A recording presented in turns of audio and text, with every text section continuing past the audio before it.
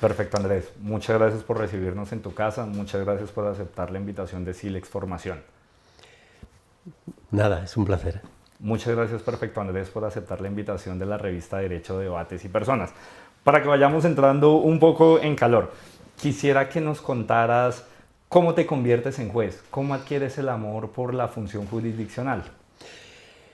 Soy hijo de juez, para empezar, pero en realidad mi decisión tiene más que ver con una especie de exclusión de otras opciones que en ese momento, cuando yo termino la carrera, no eran asequibles. Por ejemplo, me interesaba la universidad, pero no veía condiciones para incorporarme en una materia como la filosofía del derecho, que es la que me interesaba.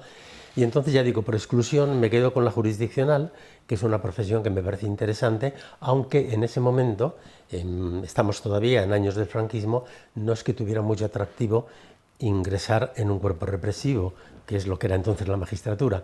Pero bueno, con todo, no dejé de pensar que eso tampoco tenía por qué durar siempre, ¿no? ¿Cómo transcurren esos años iniciales de Perfecto Andrés, el juez, antes de que lo empezaran a llamar el juez perfecto?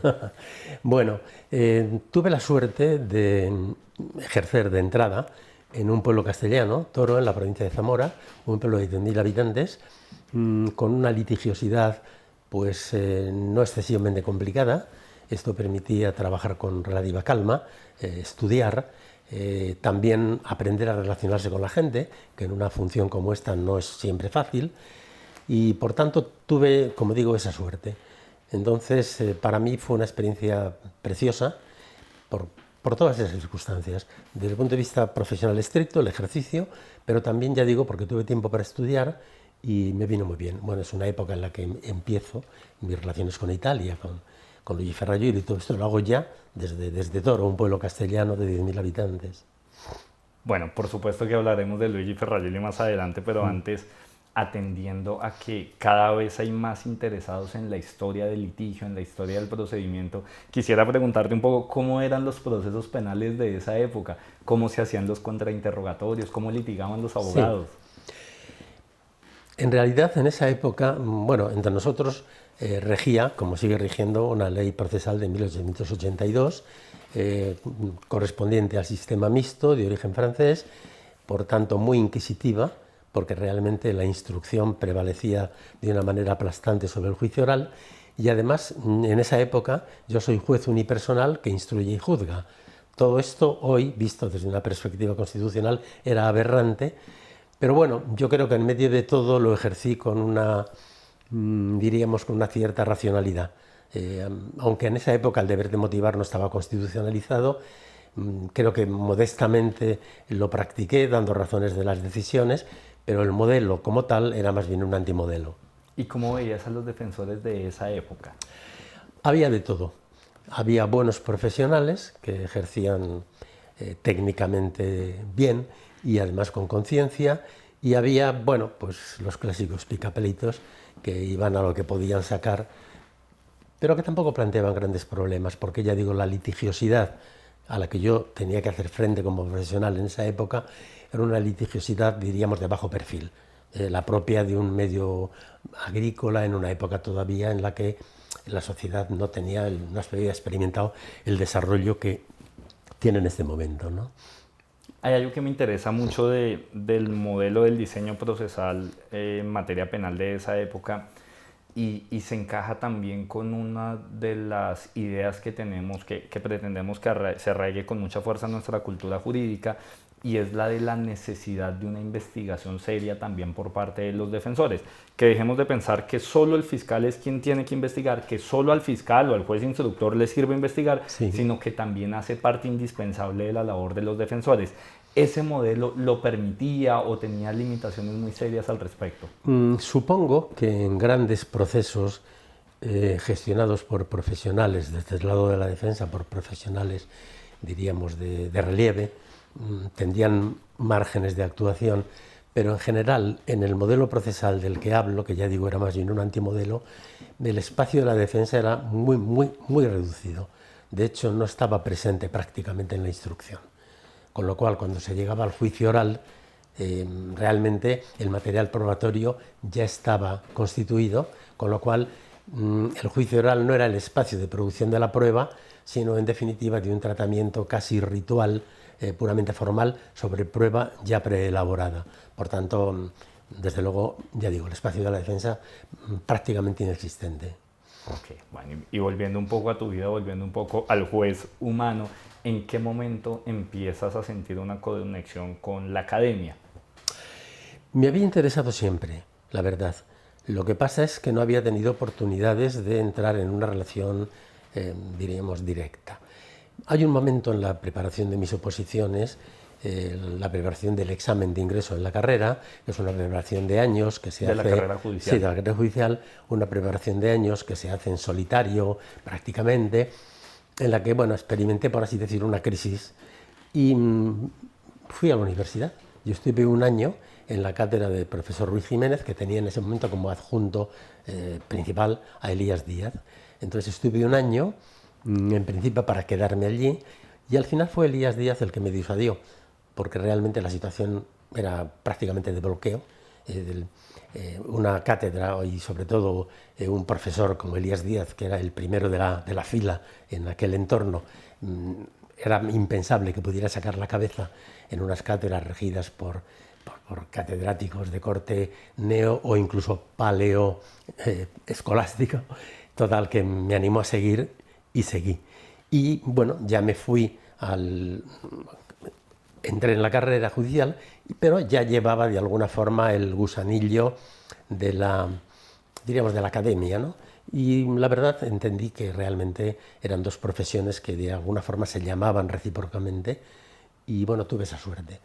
Por esa vía empecé a entrar en contacto con jóvenes profesionales. A Manuel Atienza lo conocí el año 76 o 77, me fue presentado por Elías Díaz en un congreso en Salamanca como Manolín, y bueno, es como empecé a entrar en contacto con ese ámbito que para mí ha sido enormemente enriquecedor en el plano profesional y teórico, pero también en el plano humano.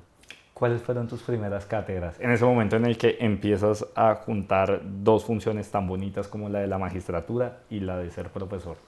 No, bueno, yo de profesor realmente nunca he sido profesor de rol, por así decir.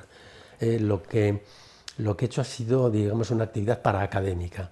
Es decir, no he dejado de colaborar, no he dejado de intervenir en seminarios, en escrito, en fin, pero vamos, no he tenido una actividad académica regular. Entre otras cosas casi por razones de tiempo, ¿no? Hay muchos detalles que seguramente vamos a tener que pasar por alto, pero hay uno que indudablemente debemos abordar y es tu relación con Luigi Ferrajoli.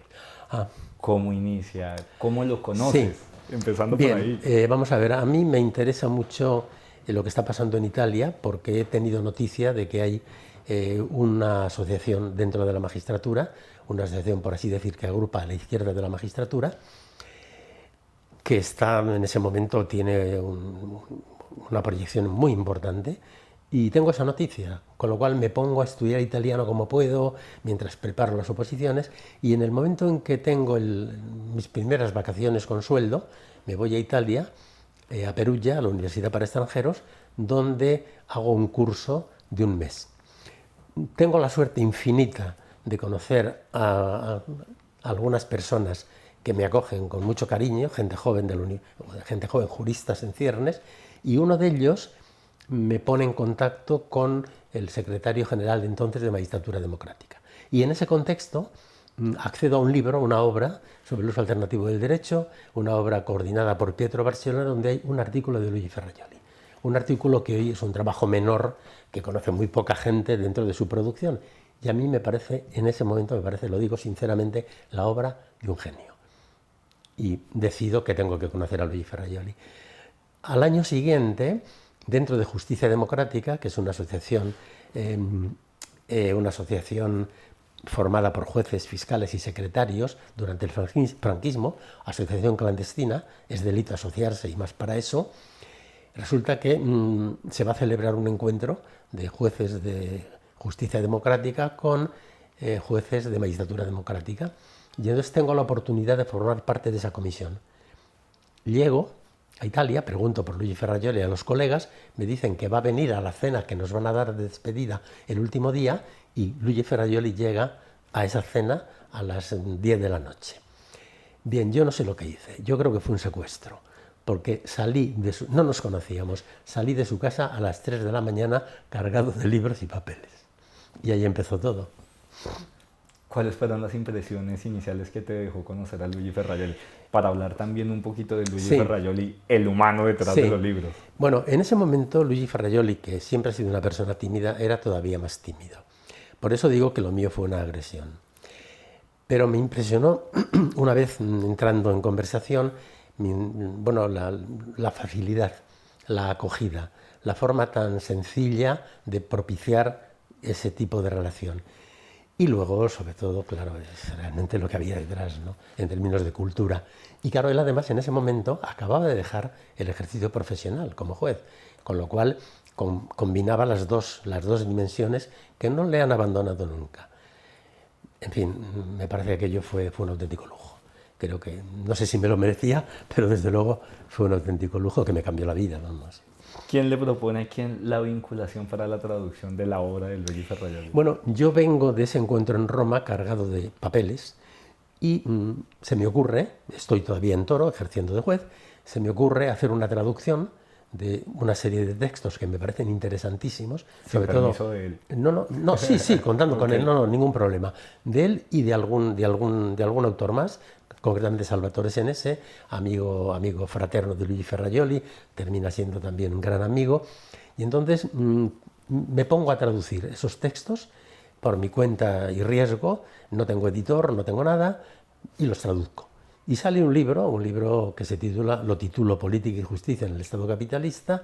Es un conjunto de artículos que yo prologo con una introducción y gracias a un fiscal amigo de Barcelona, Carlos Jiménez de Villarejo, un personaje importante en nuestra realidad jurisdiccional, entro en contacto con una editorial que me lo publican y el año 78 está en la calle. Y es el primer libro con textos no solo de Luigi Ferrajoli, sino el primer libro en el que se plantea una aproximación crítica al modelo jurisdiccional de corte napoleónico, que es en definitiva el que domina en nuestra realidad y, bueno, y en la realidad, por ejemplo, latinoamericana, todos los países del ámbito de influencia de los países europeos en los que empieza a funcionar el modelo. Esa relación casi de hermandad se mantiene. ¿Cómo funciona en la actualidad? Sí, por Dios. Todos nos imaginamos un poco qué tipo de conversaciones tendrá perfecto Andrés Ibáñez con Luigi Ferrajoli. ¿Cómo se comunican? ¿Chatean? ¿Hablan por Instagram? ¿Qué hacen? Bueno, en este momento hablamos por teléfono pues casi todas las semanas. La relación es obviamente una relación muy desequilibrada, un intercambio absolutamente desigual a mi favor. Procuro escuchar más que hablar. Y por otra parte, bueno, Luigi Ferrajoli es un ser humano excepcional, no solo un teórico de primera magnitud. Yo pienso que en la historia de la cultura jurídica no sé si hay algún Ferrajoli más, pero además es un militante por los derechos, un hombre que ha estado siempre en primera línea, que ha ido donde le han llamado porque había una causa justa que defender.